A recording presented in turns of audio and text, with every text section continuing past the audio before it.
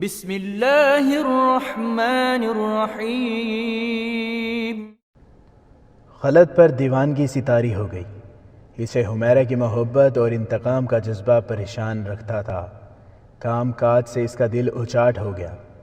وہ کبھی کبھی دمشق چلا جاتا اور حمیرہ کے باپ کو ڈھونڈتا رہتا۔ ماں باپ نے اسے اچھی اچھی لڑکیاں دکھائیں، لیکن اس نے کسی کو قبول نہ کیا۔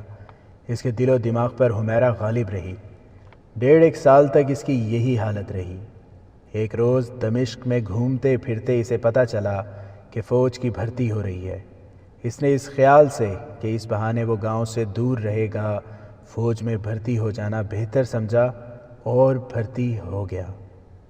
اسے ٹریننگ دی گئی، گھڑ سواری سکھائی گئی، تیر اندازی اور مختلف ہتھیاروں کا استعمال سکھایا گیا۔ اس کے ذہن کو مصروفیت مل گئی تو اس کے دل سے حمیرہ کا دکھ کم ہونے لگا۔ اپنے جیسے ہزاروں سپاہیوں کے ساتھ رہتے، گپ شپ لگاتے اور ہنستے کھیلتے اس کے دل کی زندگی کود کر آئی اور ایک بار پھر شگفتہ مزاج جوان بن گیا۔ یہ ان دنوں کا ذکر ہے جب صلاح الدین ایوبی کا نام ابھی مشہور نہیں ہوا تھا۔ لوگ ابھی نور الدین زنگی کو جانتے تھے۔ اسے ایک بار جنگ میں جانے کا موقع ملا۔ یہ خون ریز لڑائی تھی۔ اس نے پہلی بار اپنے دشمن کو دیکھا۔ اس نے وہ لٹے پٹے مسلمان کنبے دیکھے جو صلیبیوں کے ظلم و ستم کا نشانہ بنے تھے۔ اسے یہ بھی بتایا گیا کہ صلیبی بہت سی مسلمان لڑکیوں کو اپنے قبضے میں رکھے ہوئے ہیں۔ یہ سب کچھ دیکھ کر سن کر اس کے اندر قومی جذبہ اور اسلام کی لگن بیدار ہو گئی۔ اس جذبے اور لگن نے جنون کی صورت اختیار کر لی اور اس جنون نے اسے ان سپاہیوں کی صف میں کھڑا کر دیا جو تنخواہ اور مال غنیمت کی خاطر نہیں، اللہ کے نام پر لڑا اور جانیں قربان کیا کرتے ہیں۔ 3-4 سال بعد جب صلاح الدین ایوبی کو مصر کا امیر بنا کر قاہرہ بھیجا گیا تو صلیبیوں نے سوڈانیوں کے ساتھ خفیہ معاہدے کر کے سمندر کی طرف سے مصر پر حملہ کیا تو سلطان ایوبی نے نور الدین زنگی سے کمک مانگی۔ زنگی نے اپنے منتخب دستے قاہرہ روانہ کر دیے۔ ان میں خلد بھی تھا۔ اس کا شمار ان ذہین عسکریوں میں ہوتا تھا جو تلوار کے ساتھ دماغ بھی استعمال کرتے تھے۔ اسے 50 سپاہیوں کے ایک جیش کا کمانڈر بنا دیا گیا۔ مصر میں اس کا ذہن پوری طرح بیدار ہو گیا۔ سلطان ایوبی نے اپنی انٹیلیجنس کے سربراہ علی بن سفیان سے کہا کہ وہ لڑاکا کمانڈو جاسوسوں کا انتخاب کرے تو خلد کو حاضر دماغی، ذہانت، جسم اور زبان کی مستعدی اور پھرتی جسم اور شکل و صورت کی دلکشی کی بدولت لڑاکا جاسوسوں میں لے لیا گیا۔ اسے کمانڈو اور گوریلا قسم کے دشمن مارنے کے لیے چند بار بھیجا گیا تھا، لیکن جاسوسی کے لیے ملک سے باہر نہ بھیجا گیا۔ ملک کے اندر جاسوسوں کی سراغ رسانی، تعاقب اور گرفتاری کے لیے اسے استعمال کیا جاتا رہا۔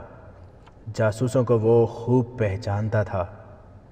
اب 1174 میں جب سلطان ایوبی نور الدین زنگی کی وفات کے بعد 700 سوار لے کر دمشق پر قبضہ کرنے اور الملک الصالح کی معزولی کی مہم پر روانہ ہوا تو اس نے اپنے جاسوسوں کو پہلے ہی دمشق بھیج دیا تھا، جو مختلف بحروب دھار کر دمشق میں داخل ہوئے اور پھیل گئے تھے۔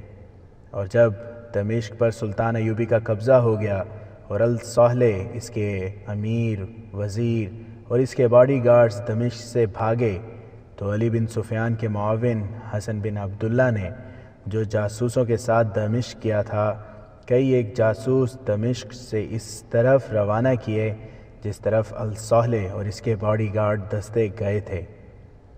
ان جاسوسوں کو خصوصی ہدایت اور مختلف مشن دیے گئے تھے۔ خلد کو بھی ان کے ساتھ بھیجا گیا تھا۔ اس کے ساتھ ایک اور ساتھی بھی تھا۔ حلب میں پہنچے تو وہاں افراتفری کا عالم تھا۔ الصالح کے حواریوں کو فوری طور پر فوج کی ضرورت تھی۔ انہیں خطرہ تھا کہ سلطان ایوبی ان کا تعاقب کرے گا اور حملہ کرے گا۔ اس صورتحال میں انہیں جیسا کیسا سپاہی ملا انہوں نے رکھ لیا۔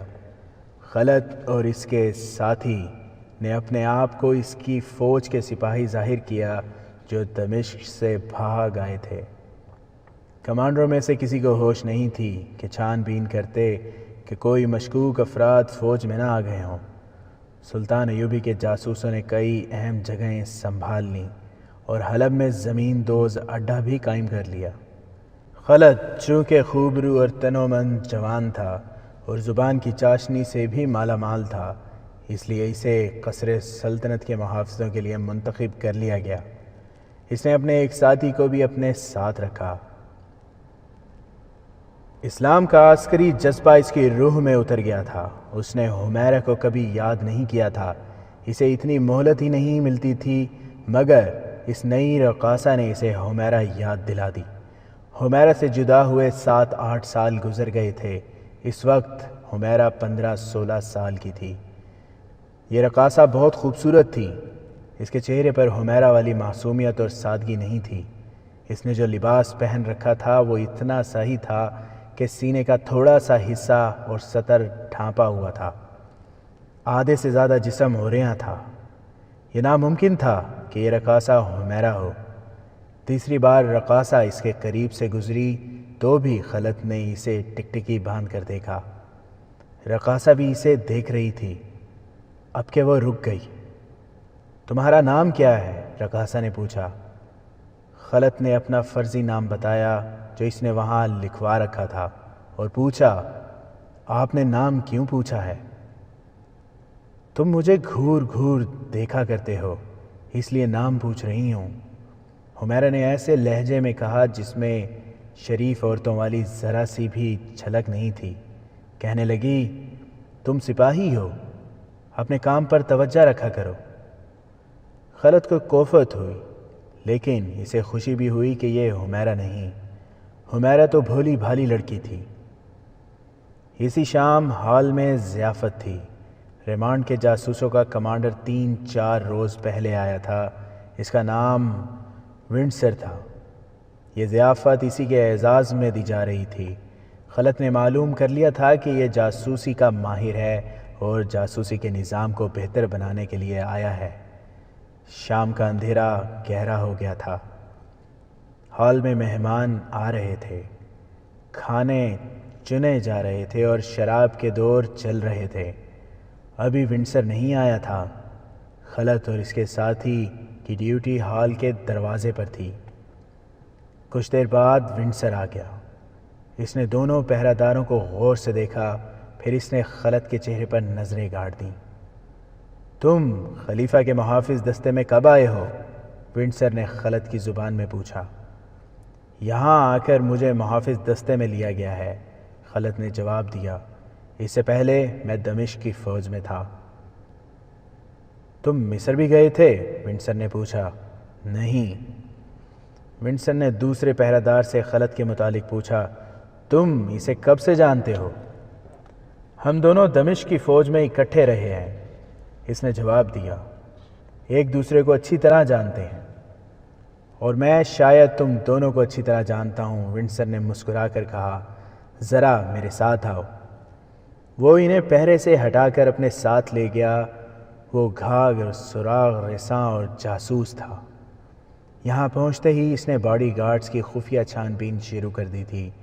خلد کو دیکھتے ہی اسے کچھ یاد آ گیا تھا، اور اس نے جب اس کے ساتھی کو دیکھا تو اس کا شک پکا ہو گیا۔ شک غلط بھی نہیں تھا۔ خلد اور اس کا ساتھی 3-4 سال سے انٹیلیجنس میں تھے اور وہ اکٹھے رہتے تھے۔ ان کی جوڑی پکی ہو گئی تھی۔ ونڈسر انہیں اپنے کمرے میں لے گیا جو اسی عمارت میں بڑے ہال میں تھوڑی ہی دور تھا۔ کمرے میں لے جا کر اس نے مشل کی روشنی میں دونوں کو ایک بار پھر غور سے دیکھا۔ اگر تم مجھے یقین دلا دو کہ تم یہاں کے وفادار ہو اور صلاح الدین ایوبی کو اپنا دشمن سمجھتے ہو تو میں تمہیں چھوڑ ہی نہیں دوں گا، بلکہ ایسے کام پر لگاؤں گا جہاں عیش کرو گے۔ ونڈسر نے کہا، جھوٹ نہ بولنا، پچھتاؤ گے۔ ہم یہیں کے وفادار ہیں، خلد نے کہا۔ تم نے وفاداری کب سے بدل لی ہے؟ ونڈسر نے پوچھا، اور کیوں بدلی ہے؟ خدا اور رسول کے بعد خلیفہ کا رتبہ ہے، خلد نے کہا۔ صلاح الدین ایوبی کا کوئی رتبہ نہیں۔ مصر سے کب آئے ہو؟ ونڈسر نے پوچھا، اور جواب کا انتظار کیے بغیر کہا، تم شاید مجھے نہیں جانتے، میں بھی تمہاری طرح جاسوس ہوں، نام شاید بھول جاؤں، چہرے نہیں بھولا کرتا۔ علی بن سفیان کہاں ہے، مصر میں یا دمشق میں؟ ہم اسے نہیں جانتے، خلد کے ساتھی نے جواب دیا، ہم سیدھے سادے سپاہی ہیں۔ ونڈسر نے دروازے میں جا کر دیکھا اور کسی ملازم کو آواز دی۔ ملازم آیا تو اس نے کسی لڑکی کا نام لے کر ملازم سے کہا کہ اسے بلا لاؤ۔ وہ لڑکی قریب ہی کسی کمرے میں تھی۔ ذرا سی دیر میں ایک بڑی ہی حسین لڑکی آ گئی۔ خلد کو معلوم تھا کہ یہ سلیبی لڑکی ہے۔ اس کے ساتھ نئی رقاصہ تھی جسے دیکھ کر خلد کو حمیرہ یاد آیا کرتی تھی۔ ونڈسر نے سلیبی لڑکی سے عربی زبان میں بات کی۔ اس نے ہنس کر پوچھا کہ اس رقاصہ کو کیوں ساتھ لے آئی ہو؟ لڑکی نے جواب دیا کہ یہ میرے کمرے میں تیار ہو کر آ گئی تھی اور میں تیار ہو رہی تھی۔ آپ کا بلاوا آیا تو سمجھی کہ آپ نے مجھے ضیافت میں ساتھ چلنے کے لیے بلایا ہے، میں اسے بھی ساتھ لے آئی۔ کوئی بات نہیں، ونڈسر نے کہا، اچھا ہوا یہ بھی آ گئی ہے، تماشا دیکھ لے گی۔ اس نے سلیبی لڑکی سے کہا، میں نے تمہیں کسی اور کام کے لیے بلایا ہے۔ دونوں پہرہ داروں کی طرف اشارہ کر کے اس نے لڑکی سے کہا، ان دونوں کے چہروں کو دیکھو، شاید تمہیں کچھ یاد آ جائے۔ لڑکی نے دونوں کے چہروں کو بڑی غور سے دیکھا، ماتھے پر شکن ڈال کر سوچا، پھر دیکھا اور اس کے ہونٹوں پر مسکراہٹ آ گئی۔ اس نے خلد اور اس کے ساتھی سے پوچھا، تم کس وقت ہوش میں آئے تھے؟ دونوں نے ایک دوسرے کی طرف دیکھا، پھر لڑکی کو دیکھا۔ خلد حاضر دماغ تھا، وہ جان گیا کہ انہیں پہچان لیا گیا ہے۔ وہ بچنے کے طریقے سوچنے لگا۔ یہ اب عقل اور ہوش کا کھیل تھا۔ اس نے بھولا بن کر کہا، میں سمجھ نہیں سکتا کہ پہرے سے ہٹا کر آپ نے ہمارے ساتھ کیوں مذاق شروع کر دیا ہے۔ ہمارے کماندار نے دیکھ لیا تو ہمیں سزا دے گا۔ تم پہرہ دار نہیں ہو، ونڈسر نے کہا، تم دونوں کو وہاں کھڑا کرنے کی بجائے بہتر ہے کہ وہاں کوئی بھی کھڑا نہ ہو، وہاں تمہاری کوئی ضرورت نہیں۔ اس نے خلد کے کندھے پر ہاتھ رکھ کر کہا، یہاں آ کر اپنا حلیہ ذرا سا تو بدل لیا ہوتا۔ سلطان صلاح الدین ایوبی اور علی بن سفیان جاسوسی کے ماہر ہیں، لیکن ہم بھی اناڑی نہیں۔ اپنے آپ کو مصیبت میں نہ ڈالو، فوراً بتا دو کہ تم دونوں مصر سے آئے ہوئے جاسوس ہو۔ تمہارے ساتھ میری اور اس سلیبی لڑکی کی ملاقات پہلے بھی ہو چکی ہے۔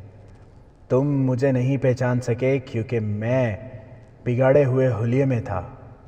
میں نے تمہیں پہچان لیا ہے کیونکہ تم آج بھی اسی حلیے میں ہو جس میں 2.5 سال پہلے تھے۔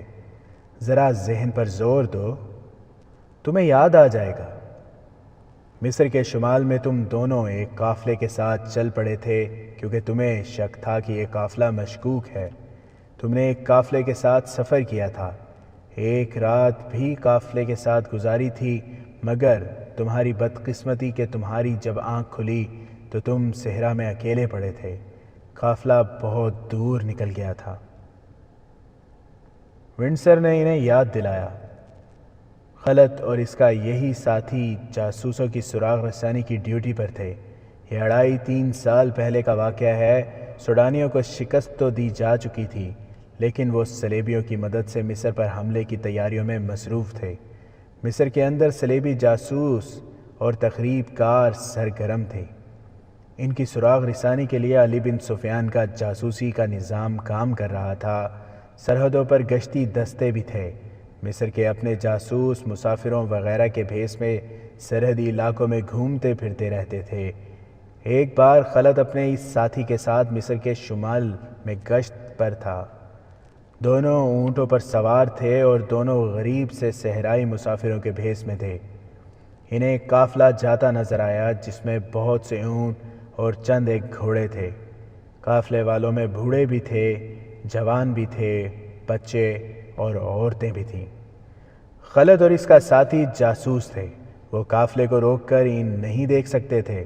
انہیں ہدایت یہ تھی کہ آتے جاتے قافلوں کو دیکھیں اور ذرا سا بھی شک ہو تو قریبی سرحدی چوکی کو اطلاع دیں۔ یہ چوکی والوں کا فرض تھا کہ قافلے کو روک کر چھان بین کریں اور سامان کی تلاشی بھی لیں۔ سرحدی دستے فوجی طاقت کے زور پر یہ کام کر سکتے تھے۔ 2 جاسوسوں سے اتنی زیادہ تعداد کا قافلہ نہیں رک سکتا تھا۔ خلد اور اس کے ساتھی نے ہدایات اور ٹریننگ کے مطابق قافلے والوں پر یہ ظاہر کیا کہ وہ مسافر ہیں اور آگے جا رہے ہیں۔ اس زمانے میں یہی طریقہ تھا کہ مسافر اکٹھے چلا کرتے تھے، کیونکہ سفر بہت طویل اور لوٹ مار کا خطرہ زیادہ تھا۔ قافلے والوں نے ان دونوں کو اپنے ساتھ ملا لیا۔ ان دونوں نے گپ شپ کے انداز سے معلوم کرنا شروع کر دیا کہ یہ قافلہ کہاں سے آیا ہے اور کہاں جا رہا ہے۔ انہیں معلوم تھا کہ اگلی سرحدی چوکی کہاں ہے، مگر انہوں نے دیکھا کہ قافلہ ایسی سمت کو جا رہا تھا جس طرف کوئی چوکی نہیں تھی۔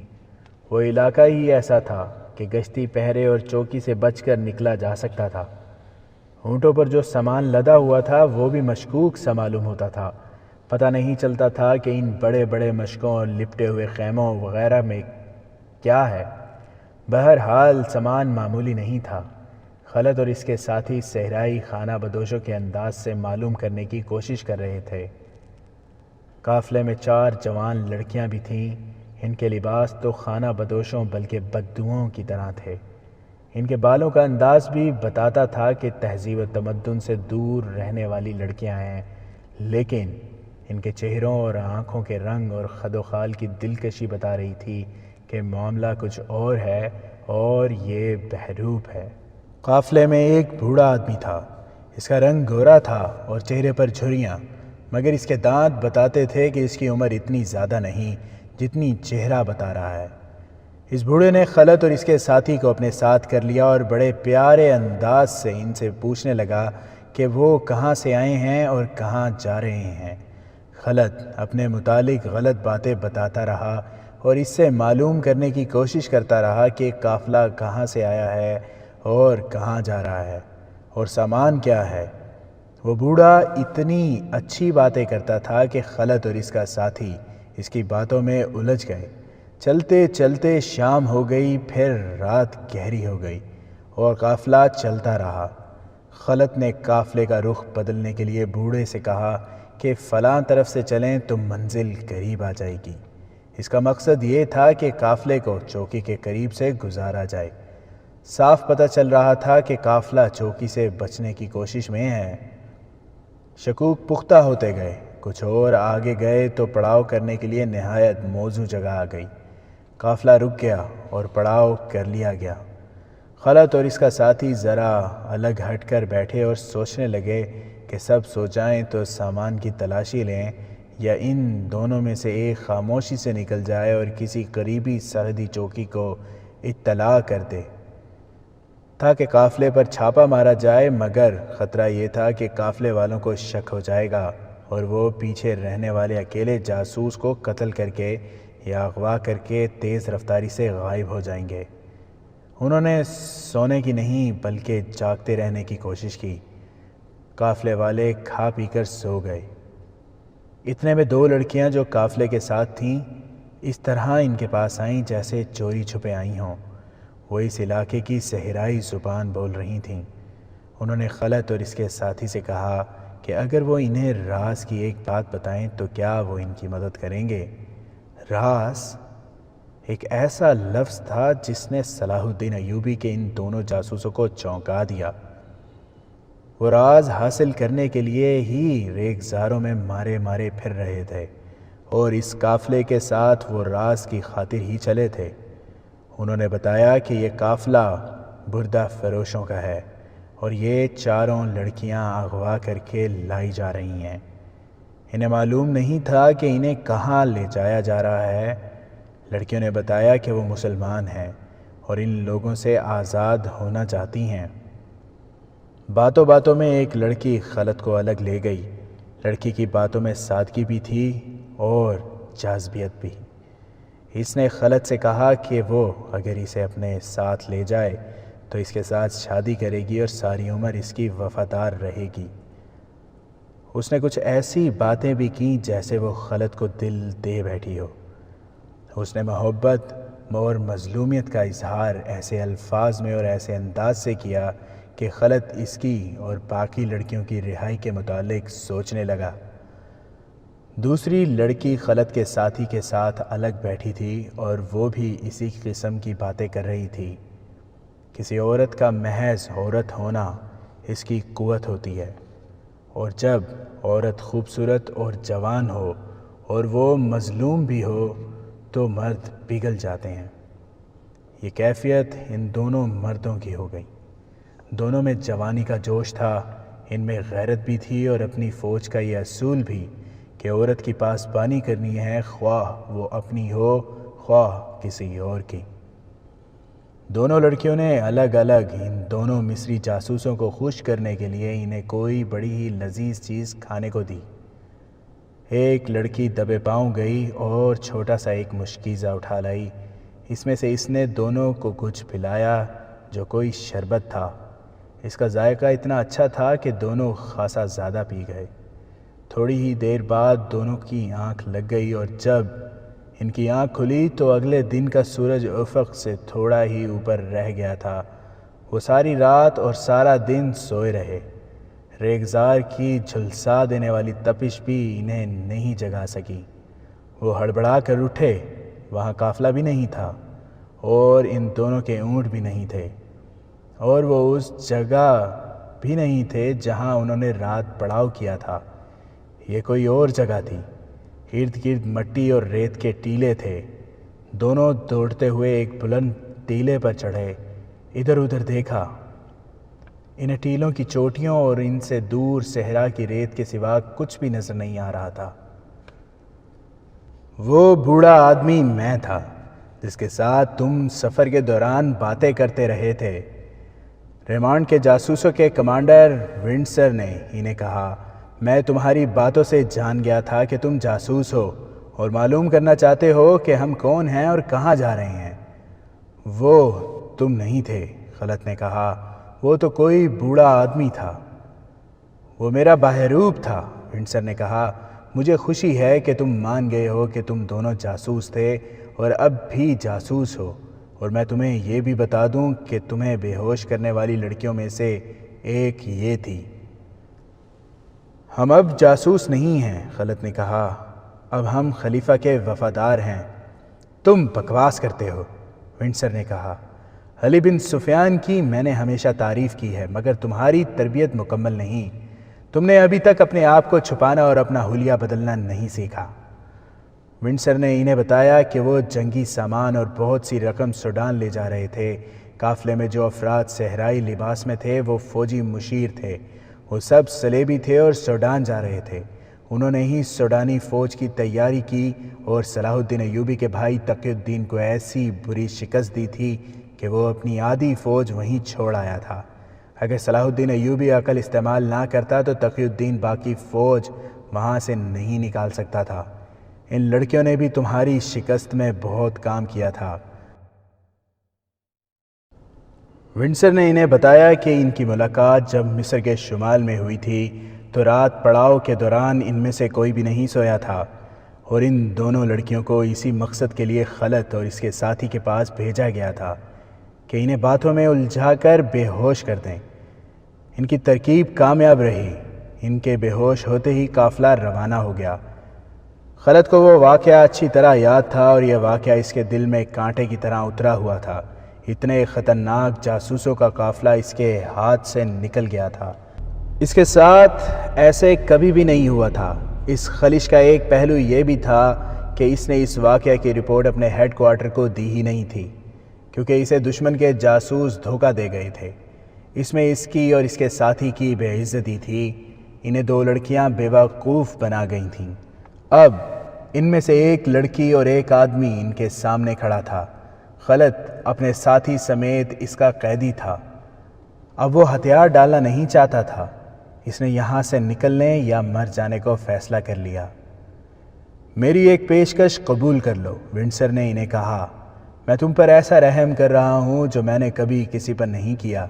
تم دونوں میرے گروہ میں شامل ہو جاؤ۔ جتنی اجرت مانگو گے دوں گا۔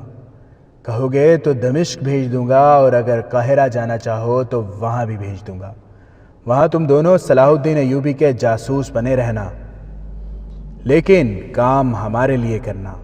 تمہارا کام یہ ہوگا کہ ہمارے جو جاسوس وہاں کام کر رہے ہیں ان کی مدد کرو۔ اگر کوئی ان کی نشاندہی کر دے تو انہیں قبل از وقت خبردار کر کے ادھر ادھر کر دینا۔ وہ بولتا جا رہا تھا اور یہ دونوں خاموشی سے سن رہے تھے۔ اسے توقع تھی کہ یہ دونوں مان جائیں گے۔ اس نے کہا، یہ پیشکش قبول کرنے سے پہلے میری یہ شرط ہے کہ یہاں تمہارے جتنے جاسوس ہیں وہ پکڑوا دو۔ یہ بتا دو کہ وہ کہاں کہاں ہیں۔ ہمیں تمہاری پیشکش کے ساتھ کوئی دلچسپی نہیں۔ خلت نے کہا، ہمیں یہ بھی معلوم نہیں کہ یہاں کوئی جاسوس ہے یا نہیں۔ تمہیں شاید معلوم نہیں کہ میں تمہارے جسموں کی کیا حالت بنا دوں گا، ونڈسر نے کہا۔ اگر تمہیں یہ توقع ہے کہ تمہیں فوراً قتل کر دیا جائے گا تو تمہاری یہ توقع پوری نہیں ہوگی۔ میں تمہیں جس تنور میں پھینکوں گا اس میں سے اتنی جلد نجات حاصل نہیں کر سکو گے۔ اس نے مسکرا کر کہا، کیا تم مجھ سے منوا لو گے کہ تم جاسوس نہیں ہو؟ کیا میں ابھی شک میں ہوں؟ تم میں اتنی عقل نہیں کہ مجھے دھوکہ نہیں دے سکو گے۔ تم میں اتنی عقل ہوتی تو اس لڑکی کے ہاتھوں بے وقوف نہ بنتے۔ اس نے تمہیں اپنی جوانی اور خوبصورتی کے جال میں پھانس لیا تھا۔ سنو میرے سلیبی دوست، خلت کھری باتوں پر آ گیا۔ بولا، ہم دونوں جاسوس ہیں، مگر یہ جھوٹ ہے کہ میں یا میرا یہ رفیق لڑکیوں کے حسن کے فریب میں آ گیا تھا۔ میں پتھر ہوں لیکن مجھ میں ایک کمزوری ہے۔ بہت عرصہ گزرا، 15-16 سال کی عمر کی ایک لڑکی میرے سامنے فروخت ہو گئی تھی۔ میں نے اسے بچانے کی کوشش میں ایک آدمی کی تلوار چھین لی تھی اور ایک کو زخمی بھی کر دیا تھا۔ وہ 3 تھے اور میں اکیلا۔ انہوں نے مجھے گرا لیا۔ اگر میں بے ہوش نہ ہو جاتا تو اس لڑکی کو بچا لیتا۔ وہ اسے لے گئے اور مجھے لوگ بے ہوشی کی حالت میں اٹھا کر گھر لے گئے۔ تم کہاں کے رہنے والے ہو؟ ونڈسر نے پوچھا۔ دمشق سمجھ لو، خلت نے جواب دیا۔ میں اب کچھ نہیں چھپاؤں گا۔ دمشق کے قریب ایک گاؤں ہے، میں وہاں کا رہنے والا ہوں اور میرا ساتھی بغدادی ہے۔ میں یہ باتیں تمہارے ڈر سے نہیں بتا رہا۔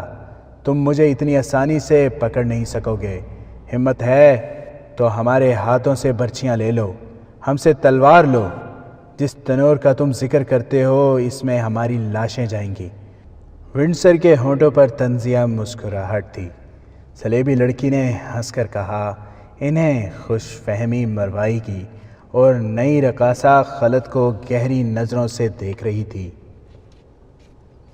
میں تمہیں بتا رہا تھا کہ میں اس لڑکی کو نہیں بچا سکا تھا، خلت نے کہا۔ اس لڑکی کی یاد کانٹا بن کر میرے دل میں اتر گئی۔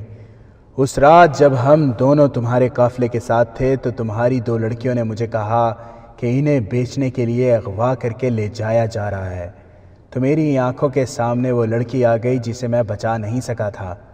میں نے ان دونوں لڑکیوں کے چہروں پر اسی لڑکی کا چہرہ دیکھا۔ میرے دل میں جو کانٹا تھا اس نے میری عقل پر پردہ ڈال دیا۔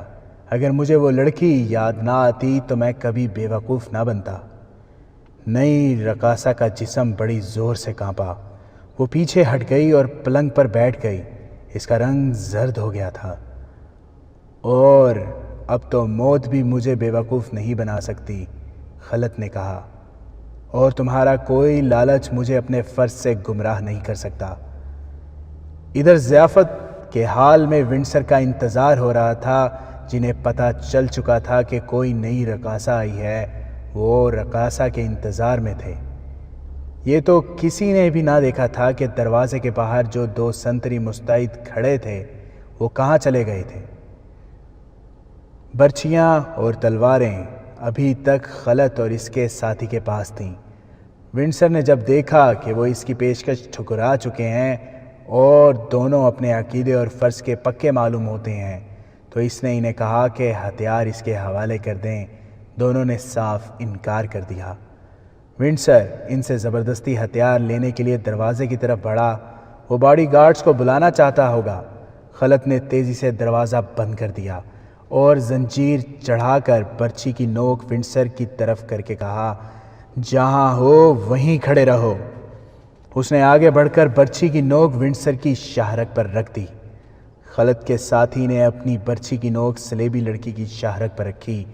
ونڈسر اور لڑکی پیچھے ہٹتے ہٹتے دیوار کے ساتھ جا لگے۔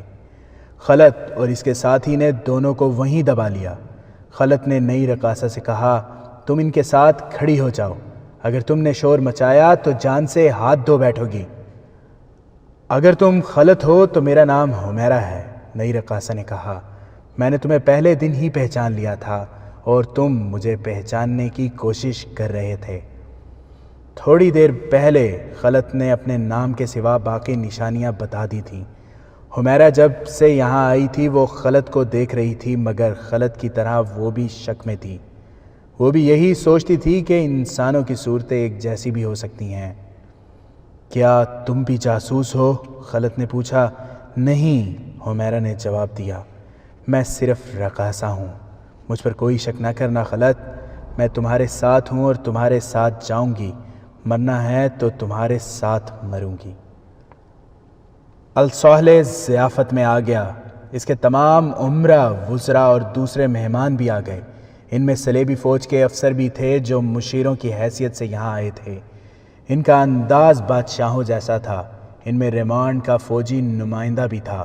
وہ سب ونڈسر کو ڈھونڈ رہے تھے، وہ ابھی تک غیر حاضر تھا۔ تمام صلیبی لڑکیاں ہال میں پہنچ گئی تھیں، صرف ایک نہیں تھی۔ ناچنے والیاں بھی آ گئی تھیں، نئی رقاصہ غیر حاضر تھی۔ الصالح کے آ جانے سے سب کی بےتابی بڑھ گئی۔ ایک ملازم سے کہا گیا کہ وہ ونڈسر اور دونوں لڑکیوں سے کہے کہ سب آ گئے ہیں، انہیں باندھ کر یہیں پھینک چلتے ہیں۔ خلط کے ساتھی نے کہا، کیا تم سانپوں کو زندہ رکھنا چاہتے ہو؟ خلط نے کہا اور برچھی جس کی نوک ونڈسر کی شاہرگ کو چھو رہی تھی پوری طاقت سے دبائی۔ ونڈسر کا سر دیوار کے ساتھ لگا ہوا تھا، برچی کی اینی اس کی شاہرگ میں داخل ہو کر پیچھے کو نکل گئی۔ ونڈسر کا ہلکا سا خراٹا سنائی دیا۔ اس کے فوراً بعد ایسا ہی ایک خراٹا صلیبی لڑکی کے منہ سے نکلا۔ اس کی شاہرگ کو چیرتی ہوئی برچھی کی اینی خلط کے ساتھی نے پار کر دی تھی۔ دونوں نے برچیاں نکالیں۔ ونڈسر اور لڑکی گر کر تڑپنے لگے۔ خلط اور اس کے ساتھی نے دونوں کے دلوں پر برچیاں رکھ کر اوپر سے پورا وزن ڈال دیا۔ دونوں کے دل چر گئے اور وہ ٹھنڈے ہو گئے۔ دونوں کی لاشوں کو پلنگ کے نیچے پھینک دیا گیا۔ یہ کمرہ ونڈسر کا تھا۔ دیوار کے ساتھ اس کا چغا لٹکا ہوا تھا، جس کے ساتھ سر کو ڈھانپنے والا حصہ بھی تھا۔ حمیرہ نے خود ہی یہ چغا پہن لیا اور سر بھی ڈھانپ لیا۔ وہیں سے کپڑے اٹھا کر اس نے رقص والا گھاگرا اتار دیا اور مردانہ لباس کمر سے نیچے تک چڑھا لیا۔ پاپوش بھی بدل لیے اور چہرہ بھی چھپا لیا۔ اسے اب ایک نظر میں کوئی نہیں پہچان سکتا تھا یہ لڑکی کون ہے۔ خلط نے دروازہ کھولا، باہر دیکھا برآمدے میں ملازموں کی آمد و رفت اور بھاگ دوڑ تھی۔ وہ تینوں باہر نکلے، دروازہ بند کیا اور ایک طرف چل پڑے۔ فوراً بعد وہ اندھیرے میں ہو گئے۔ ادھر ایک کھائی تھی، اس سے اترے اور خطرے کے علاقے سے نکل گئے۔ خلط اور اس کے ساتھی کو معلوم تھا کہ انہیں کہاں جانا ہے۔ ان کا کمانڈر ایک عالم فاضل کے روپ میں جہاں رہتا تھا وہاں چھپنے کی جگہ بھی تھی اور وہاں نکلنے کا بندوبست بھی ہو سکتا تھا۔ اس وقت شہر سے نکلنا خطرے سے خالی نہ تھا۔ گھوڑے بھی نہیں تھے۔ انہیں حلب سے فرار ہو کر دمشق پہنچنا تھا۔ انہیں یہ اندازہ بھی تھا کہ قتل کا پتہ چلتے ہی شہر میں کیا ادھم برپا ہوگا۔ قتل کا انکشاف ہوتے زیادہ دیر نہیں لگی۔ کسی نے ونڈسر کے کمرے کا دروازہ کھولا۔ پلنگ کے نیچے سے یہ جو خون بہہ رہا تھا وہ فرش پر پھیلتا ہوا دروازے تک پہنچ گیا تھا۔ ہنگامہ بپا ہو گیا۔ وہاں ایک نہیں دو لاشیں تھیں، دونوں کے زخم ایک جیسے تھے۔ فوری طور پر پہرے داروں کا خیال آیا، ان کی موجودگی میں بیک وقت دو قتل کون کر سکتا تھا؟ جن سنتریوں کی ڈیوٹی تھی انہیں بلایا گیا، دونوں غائب تھے۔ اس عمارت میں کسی کا بغیر اجازت داخلہ ممنوع تھا۔ یہاں چیدہ لوگ جو حاکم یا معزز شہری تھے آ سکتے تھے۔ ان کی بھی چیکنگ ہوتی تھی۔ باڈی گارڈز کے کمانڈر کے لیے مصیبت کھڑی ہو گئی۔ یہ قتل پیشہ وروں کا کام تھا یا سلطان ایوبی کے جاسوسوں کا، اور یہ کام فدائی قاتلوں کا بھی ہو سکتا تھا۔ کسی نے کہا کہ کرائے کہ یہ قاتل کسی سے بھی اجرت لے کر قتل کر سکتے ہیں۔ دروازے کے دونوں سنتری نہ ملے تو یہ شک پختہ ہو گیا کہ وہ سلطان ایوبی کے آدمی ہوں گے، اور انہوں نے ونڈسر کو اسی وجہ سے قتل کیا کہ وہ جاسوسوں کا سربراہ بن کے آیا تھا۔ رات دیر تک خلت اور اس کا ساتھی نہ ملے تو شہر میں ان کی تلاش شروع ہو گئی۔ یہ انکشاف بہت دیر بعد ہوا کہ نئی رقاصہ بھی غائب ہے۔ شہر کی ناکہ بندی کر دی گئی۔ خلت، اس کا ساتھی اور حمیرہ اپنے ٹھکانے پر پہنچ گئے تھے۔ انہوں نے اپنے کمانڈر کو اپنا کارنامہ سنایا تو اس نے انہیں چھپا لیا اور کہا کہ وہ باہر کے حالات کے مطابق انہیں بتائے گا کہ وہ کب یہاں سے نکلیں۔ اس پر کسی کو شک نہیں ہو سکتا تھا کیونکہ اسے لوگ عالم اور برگزیدہ انسان سمجھتے تھے۔ اداکاری میں اسے مہارت حاصل تھی۔ اس نے اپنے جو 2 شاگرد اپنے ساتھ رکھے ہوئے تھے وہ بھی جاسوس تھے۔ حلب سے دمشق تک وہی اطلاعات پہنچاتے تھے۔ اس نے دونوں شاگردوں کو حکم دیا کہ وہ باہر کی خبر رکھیں کہ کیا ہو رہا ہے۔ حمیرہ نے اس عالم کے سامنے خلت کو سنایا کہ اس پر کیا گزری تھی۔ وہ واقعہ تو 7-8 سال پرانا ہو چکا تھا۔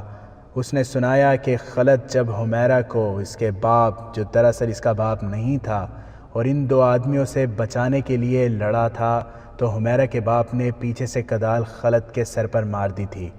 اس سے وہ بے ہوش ہو گیا تھا۔ وہ تینوں حمیرہ کو گھر لے گئے۔ ایک نکاح خواں کو بلایا جس نے اس سے پوچھے بغیر نکاح پڑھ دیا، اور وہ دونوں آدمی حمیرہ کو اپنے ساتھ لے گئے۔ ایک رات وہ دمشق میں ٹھہرے، پھر اسے ان علاقوں میں لے گئے جو صلیبیوں کے قبضے میں تھے۔ اسے ناچ کی تربیت دی جانے لگی۔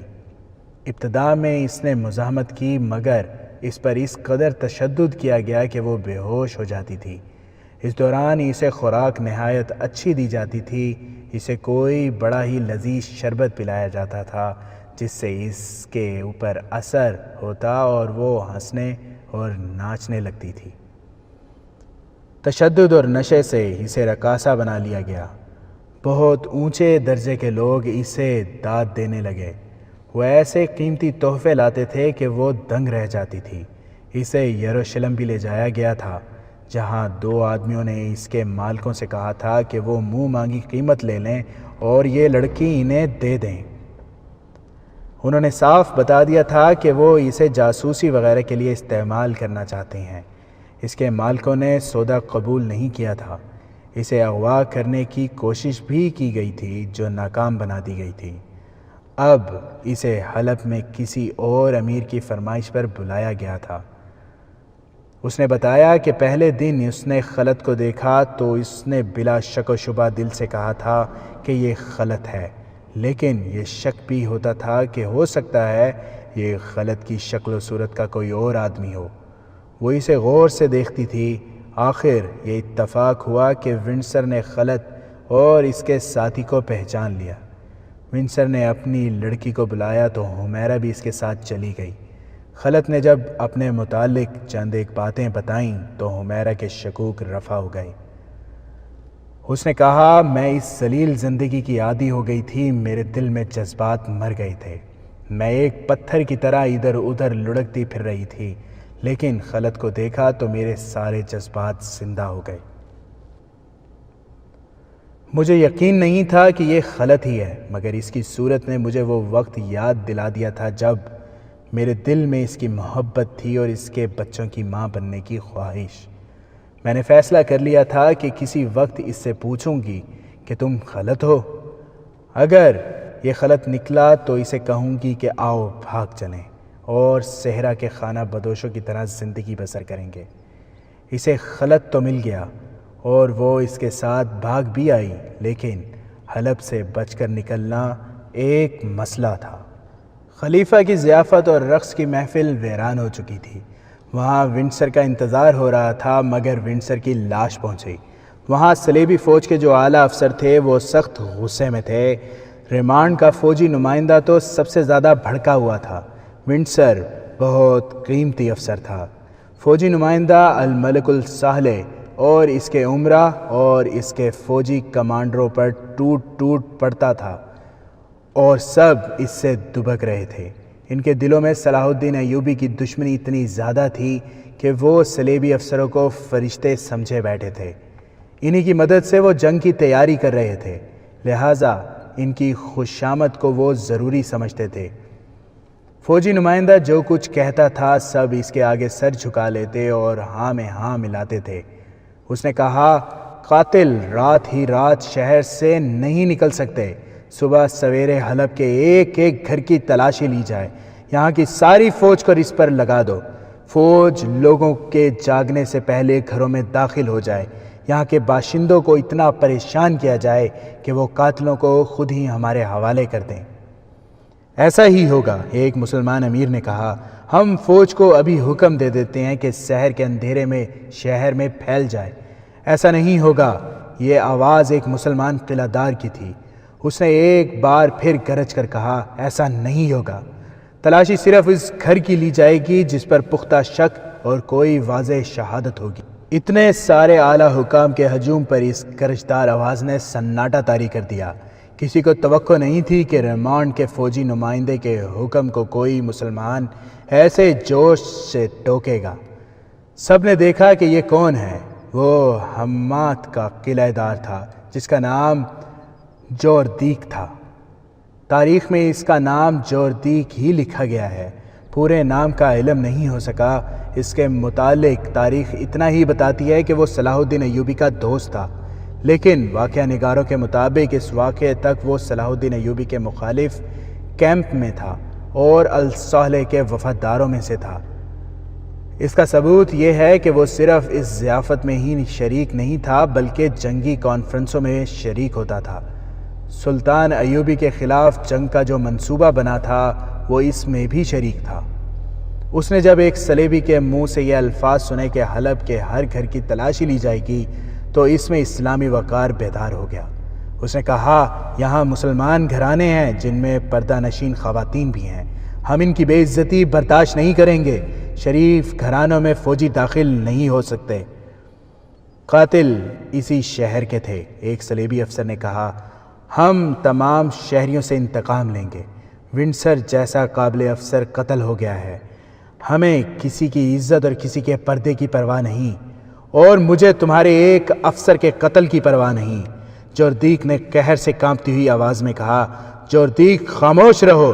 نو عمر اور نا تجربہ کار سلطان نے حکم کے لہجے میں کہا، یہ لوگ اتنی دور سے ہماری مدد کے لیے آئے ہیں، کیا تم مہمان نوازی کے آداب سے ناواقف ہو؟ احسان فراموش نہ بنو، ہمیں قاتل کو پکڑنا ہے۔ خلیفہ کی تائید میں کئی آوازیں سنائی دیں۔ میں صلاح الدین ایوبی کے خلاف ہو سکتا ہوں اور ہوں بھی، جوردیک نے کہا، لیکن اپنی قوم کے خلاف نہیں ہو سکتا۔ محترم سلطان، اگر آپ نے شہریوں کو پریشان کیا تو سب آپ کے خلاف ہو جائیں گے۔ آپ صلاح الدین ایوبی کے خلاف جو محاذ بنا رہے ہیں وہ کمزور ہو جائے گا۔ ہم نے قوم کی کبھی پرواہ نہیں کی، ریمانڈ کے فوجی نمائندے نے کہا۔ ہم قاتلوں کو ڈھونڈیں گے، وہ کسی گھر میں ہوں گے، ہم انہیں باہر نکالیں گے۔ یہ قتل صلاح الدین ایوبی نے کرایا ہے۔ میرے دوست، جوردیک نے کہا، تمہارے ایک افسر کا قتل کوئی بڑی بات نہیں، تم صلاح الدین ایوبی کو قتل کرانے کی کتنی بار کوشش کر چکے ہو۔ یہ الگ بات ہے کہ تم اسے قتل نہیں کر سکے۔ میں یہ نہیں کہوں گا کہ تم نے کوئی جرم کیا تھا۔ دشمن ایک دوسرے کو ہر جائز ناجائز طریقے سے مارنے اور مروانے کی کوشش کرتے ہیں۔